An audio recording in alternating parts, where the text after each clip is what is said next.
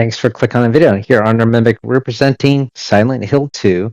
This is the remake done by Blooper Team and was published in 2024. The original Silent Hill 2 came out in 2001, so it's been a couple of decades since the original game. The original game was quite fantastic. Great story, played on the original PlayStation 2, and this remake I'm playing on PlayStation 5 Pro. So, is it worth your time to play a remake? As a generality, I tend not to do that as there's so many other great stories and games out there. I don't want to rehash the old, but the story for Silent Hill 2 is quite fantastic, and it was done in an isometric point of view.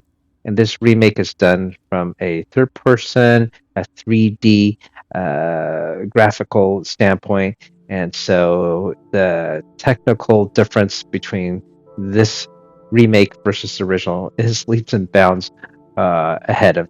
And so I thought it might be worth the try. And as I go through this, I'm showing you a clip of the beginning of the game. I'll show you a couple of clips of gameplay throughout, and I'll show you the full ending. So there will be heavy spoilers, so be warned. In regards to the story, it is quite faithful to the original story. I actually don't think they made any changes to it.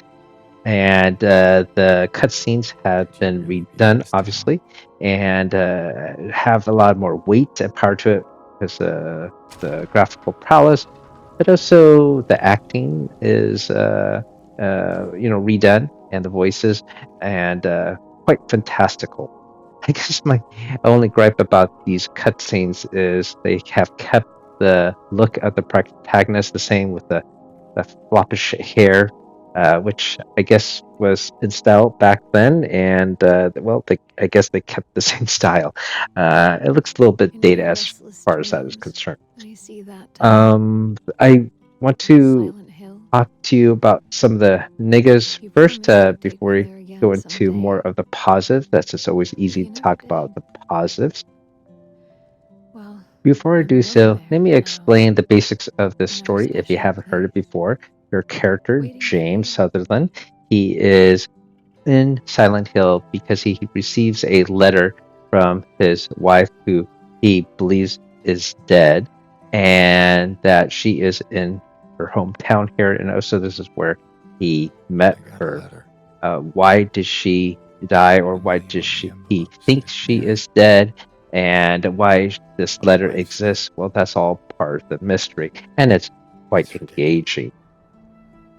Can't This mystery possibly is be true. further compounded by when you reach this That's town, what I told it looks doctors. essentially empty. In fact, you probably spend Mary maybe died even of that 15 damn minutes disease exploring 3 years ago. the outer edges of Silent Hill and find From the guy I've nothing been looking to for. do except to wander around. And there's no Our characters special that you place. meet or interact with. What could you When mean? this was first done on the PlayStation This whole 2 in an town is our isometric point special of view, you place. have this top-down view. You can't really see ahead of you, Mary and really so be you're here. just always wondering what was on the next screen She and really be scrolling alive. ahead that way. However, because this is Waiting third for me. person point of view, I mean, if you look straight ahead, like down the valley, you could probably see all the way across town. But to avoid that situation, they put a heavy, dense fog. And this takes place in Maine. And so I guess that makes sense that you got the marine layer of fog. It's quite dense. You can see example of this here as I'm exploring this port area. There is this dense fog, so I can't really see what's ahead. You know, what is in that room there behind the fence? What's down this ramp? Well, it's just turns out to be water. That red sheet of paper is where you save the game. Checking out that down the pier, and yeah, find a boat here. So I'm gonna check out this boat. Okay, so that is a clever way to uh, cover up the inadequacies of the PlayStation 2 at that time, having that top point of view. That led to this fog of war, or fog of exploration, what you need to do, and they replicate that fog here. Now, on the flip side, on the PlayStation 2, when you reach certain areas, they would have long loading times. It was on a CD. disc, and they would disguise a lot of the loading through clever means. And I guess they decided to keep all that in this remake. So you can see here, I'm rowing this boat. You can see there's this light there, and it's sort of telling you that's where you got to row. And I'm rowing and rowing, and I do recall this in the original PlayStation 2 version. After doing this long row, that yes, this was a part where it would load up the other part of the town that you're trying to reach. There's another example of this where if a long stairwell, you're going down into this dungeon and you're going this down the stairwell, and it is quite lengthy.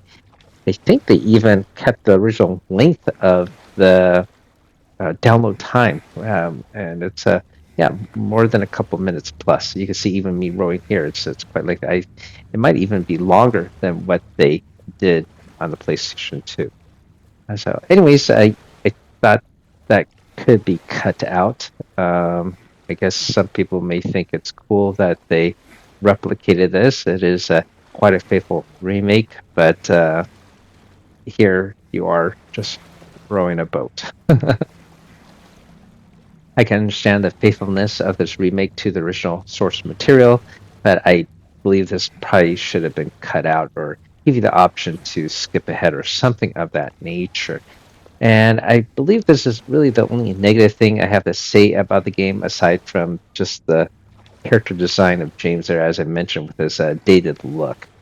Everything else is fantastic. The story is, of course, our main criteria for an engaging game, whether it's a video game, board game, comic book, or whatnot. And it is well done. I don't want to spoil it here, but I will play the full ending and you will see what all this mystery resolves into. I'll let you know when that comes up. All right. So the next thing I want to point out positive is if you haven't played this game, you should. There's a lot of references to this you may not realize in pop culture. Certainly, if you go to a convention, comic book convention, anime convention, you can see people still routinely cosplay characters and enemies from Silent Hill 2. One such character or creature is um, the undead nurse or the warped nurse. You will see her momentarily as we are going through this possible section.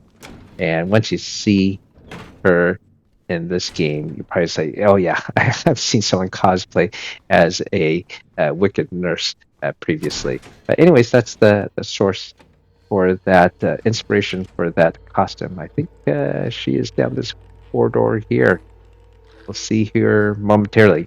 And the combat, by the way, as I go through this, of course, ammo is going to be limited, like Silent Hill, and you have access to melee weapons, which you want to rely more on each time. There she is. And each time you meet an enemy, you will, of course, have trouble in the beginning because you don't know how they do their attacks. But later on, you will be accustomed to it. You know when to dodge and when to strike. And just when you think you're quite familiar with their attacks, they change it up on you. They'll do a different attack or change their timing. And I believe they did that in the original game, and it's quite engaging. So there's only maybe two, I guess, three main creatures that you fight. The one is the nurse. The one is this draped up mannequin character, and the third is a variation of the mannequin character, but climbing on walls. Very few enemy types, but just the attacks are varied and different. And I believe there's also another variation of the nurse as well with a different weapon. So basically, only two enemy types, but two variations of each.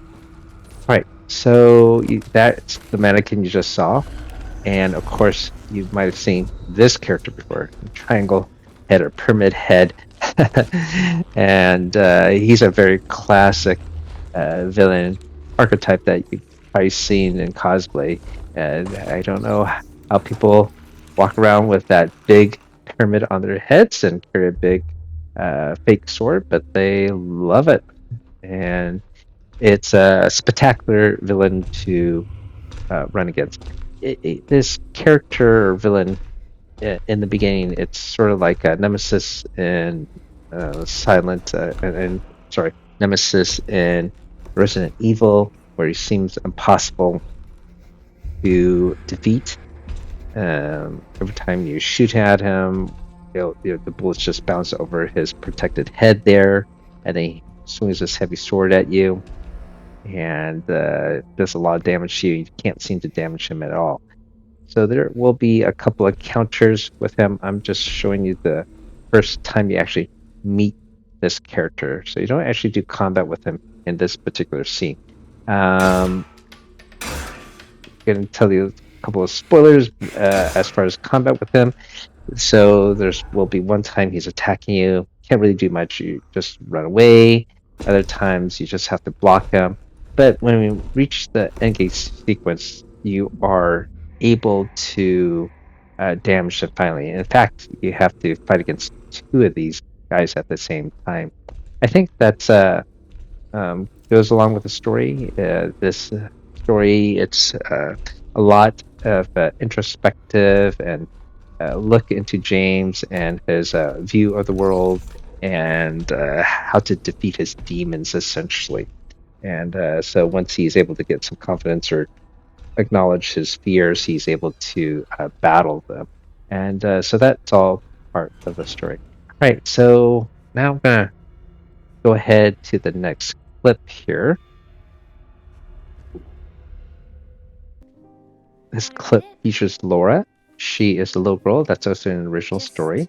I'm adding this in to show you the quality of the cutscenes. It's quite well done. And she sort of represents the innocence of James or in the world, as she cannot see any monsters because she is an innocent child. There's all these other adult characters. Well, not a lot of adult characters. I believe there's just three others, but they all can see monsters, but she can't. And it's just an interesting dynamic that lends to this world and James' psyche view of this world. And let me just let this play out, and I'll join you again after this clip ends. And Laura, about James. I know you hate him because you think he isn't nice to me, but please, give him a chance. It's true, he can be a little surly sometimes, and he doesn't laugh much. But underneath, he's a really sweet person. I love you, Laura. I love you like my very own daughter. I wish things were different. I wish we could be happy together, like we talked about. Even so, I know you will have a good life. You're a strong, smart, beautiful girl. Happy 8th birthday, Laura. Your friend, Mary.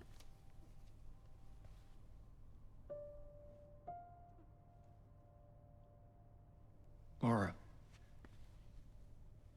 how old are you? I turned 8 last week. That means Mary couldn't have died 3 years ago.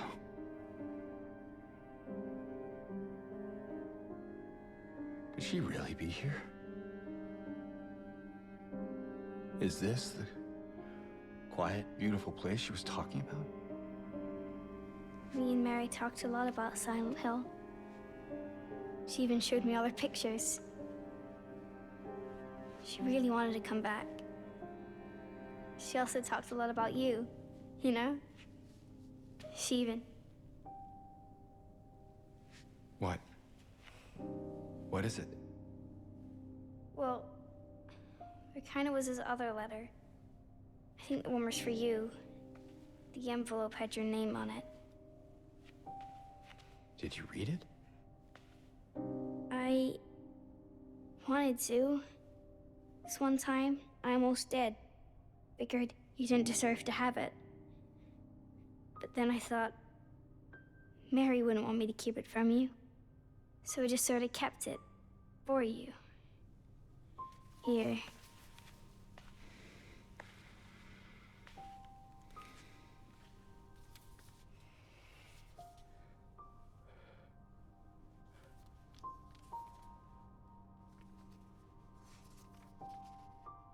It's empty. Laura, there's nothing in it. What? But I didn't take it. I swear. Well, where is it then? I must have lost it. I gotta find it. Laura! All right, we're showcasing the last clip of this video, showcasing the end game sequence. And this level starts off with meeting one of the 3 other adults in this game. This does have a suicidal theme. If that bothers you, you may want to switch off the video or skip ahead. But it lends to, as I mentioned, the psyche of our protagonist, James. After a discussion here or this cutscene, we will go into a battle with the 3 pyramid head villains, and it's quite an epic battle.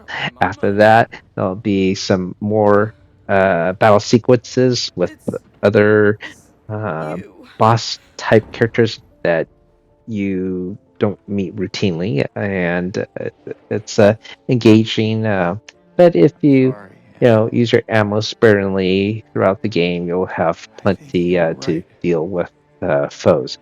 I played it on the recommended difficulty, and I did fine. It's a game I played before, so I knew what to do. I think it was still a challenge, though. There are times when I died when I thought I dodged correctly, but they changed up the motion, even just from a minion. So regular difficulty, I think it's pretty fine. I don't think I want to do nightmarish and just have one game save, and that's just for hardcore players and speed runners. Anyways, moving on. Before I end my commentary here, I just want to answer one last question you may have. If you have played the original, is it worthwhile to play the remake? I think it is. I think it definitely is. I was very engrossed into the story again. I enjoyed it thoroughly. Probably one of the best worthwhile remakes I have gone through. Far better than said Dead Space, which was a great remake. But this, I think, wow, this one is spectacular. It's really quite a joy to play through this. Even though the story is the same, because the combat is done in a third-person point of view as well as the exploration, it really feels like a brand new game, just with the same story. So the combat is different because you have to engage in a different way. Dodging is different because you're visualizing different attacks. And so because of that, it really does feel like a brand new game. For example, Dead Space, that was a remake, and it was still in a third-person point of view, so it wasn't really much different. This is really totally different, and like I said, the only thing the same is the story, which is fantastic. And so, and with the additional fidelity of the cutscenes, and they also add a little bit more lore that apparently was given blessings from the original creators to do so. It really adds more depth to it when sometimes there might have been some lacking sequence. So really, I think you could consider this really the definitive edition of Silent Hill 2. All right, so thank you for watching, everyone. And if you enjoy this content, hopefully consider liking, subscribing, all that great YouTube stuff. We do have free giveaways every month. You can check our channel page for that. And I'm going to let the rest of the gameplay continue. Once again, this is the end game sequence. And enjoy.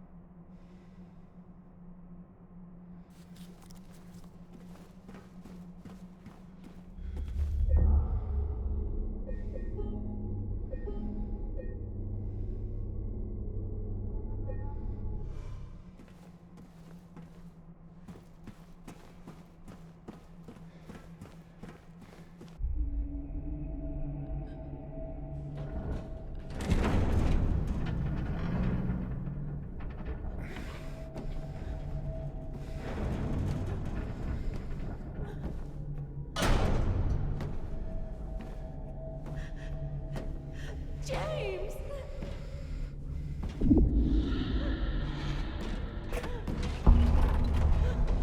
Leave her alone. Leave us both the hell alone.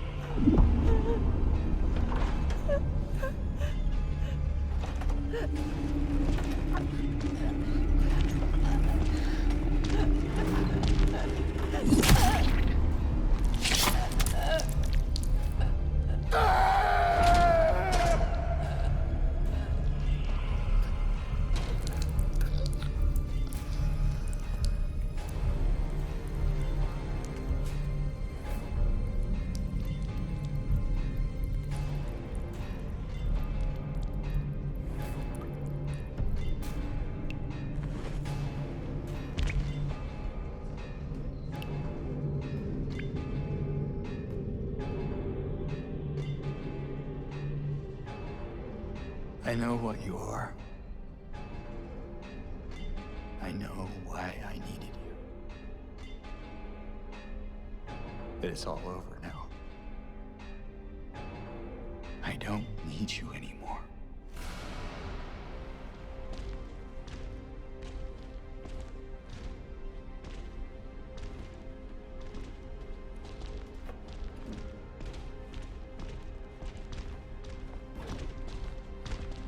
I'm ready.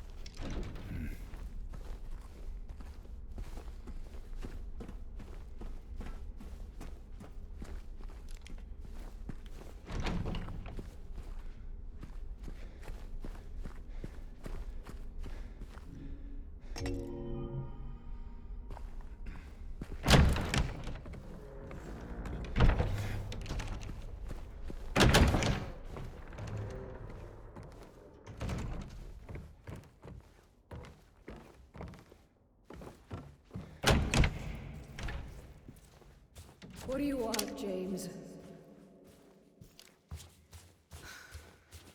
Flowers? I don't want any damn flowers. Just go home already. Look at me. I'm disgusting. Between the disease and the drugs, I look like a monster. Well, what are you looking at? Get the hell out of here. Leave me alone already. I'm no use to anyone. I'll be dead soon anyway. It'd be easier if they just killed me. But I guess the hospital's making a nice profit off of me. Why are you still here? I told you to go. Are you deaf? Don't come back.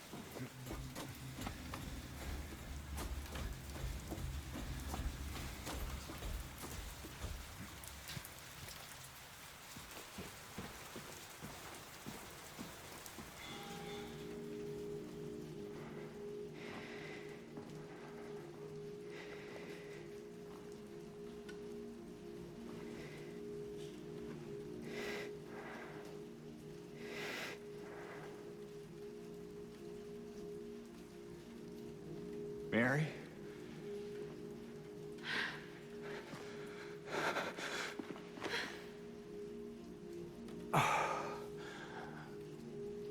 I have missed you so much. I've missed you too. We can finally be together. Forever.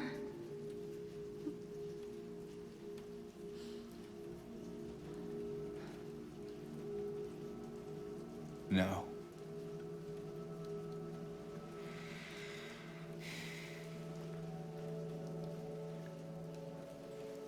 James. Honey. What's wrong? I'm sorry. I know you tried, James, please. but she's gone. I know that now, Stop it. and I can't just keep pretending. Shut up! What do you want? Do you even know anymore? I'm yours. I'm here for you. So what if I'm not her? I can give you what she never could. I can be better than her. What else do you want me to be? What else can I be? I am so sorry, Maria. I really am. But this has to stop. It's time to let it go.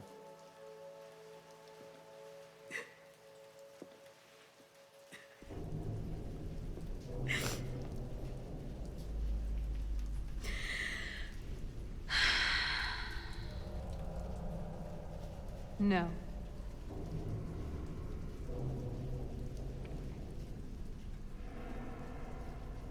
What? I won't let you do this to me. I won't let you go. I can't!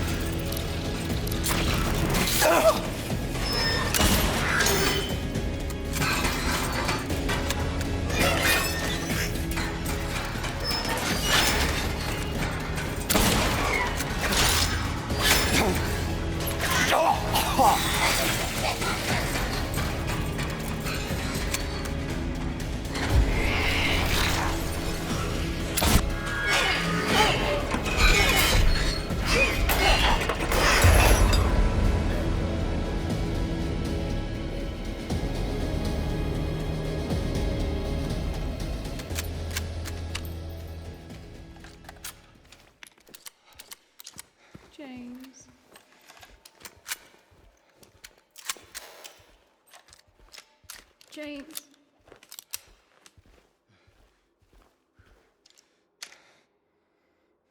James.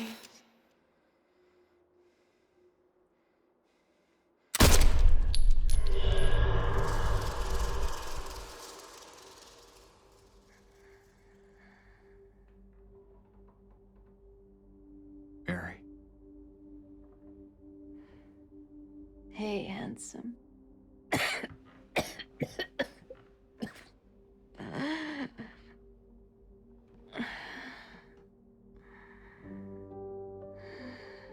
I'm sorry. Don't be. I told you. I wanted the pain to end. Yeah. You did.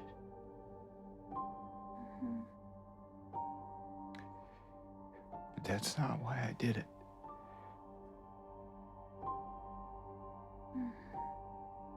The truth is, I hated you. I wanted you out of the way. I wanted my life back.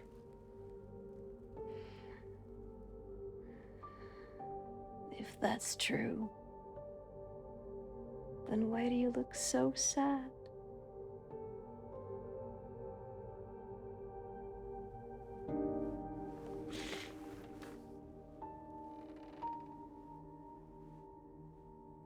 Mary. It's okay, James. Here.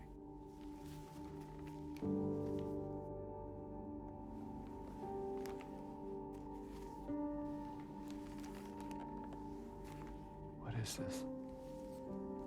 It's what you've been looking for.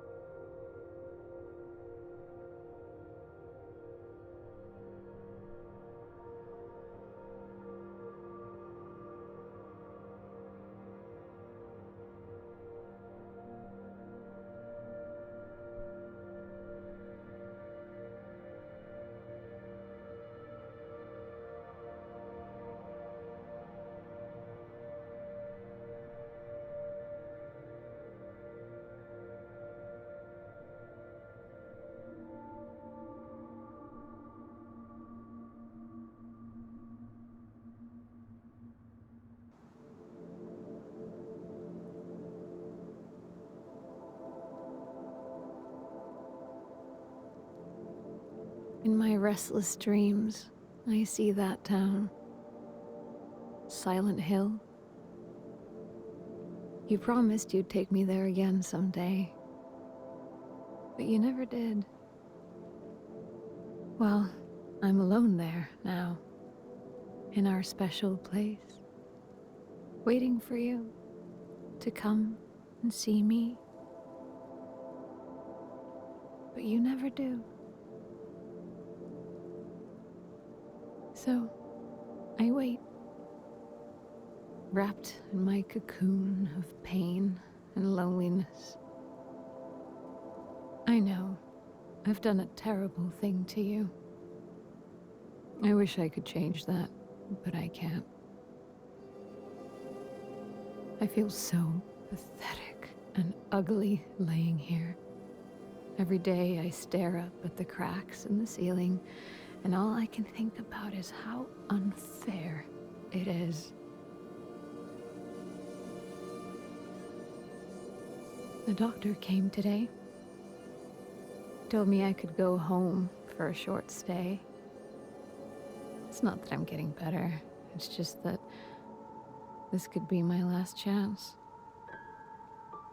Even so, I'm glad to be coming home. I missed you so much.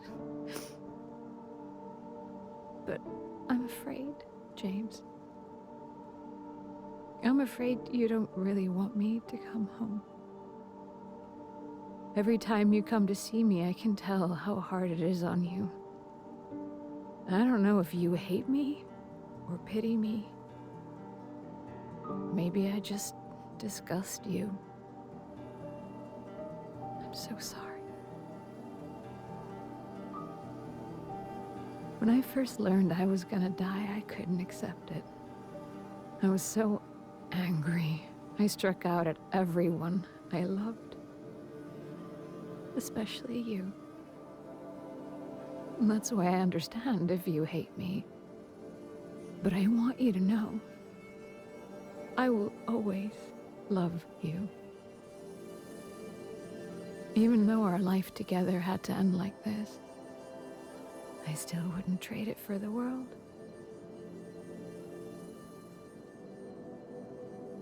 Well, this letter has gone on too long, so I'll say goodbye.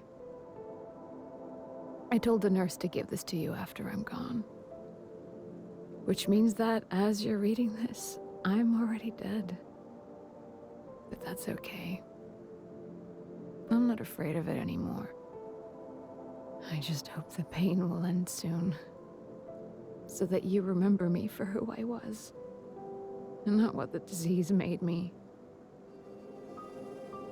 I want you to go on. I want you to live. For yourself, and for others. Like you did for me. James, you made me happy.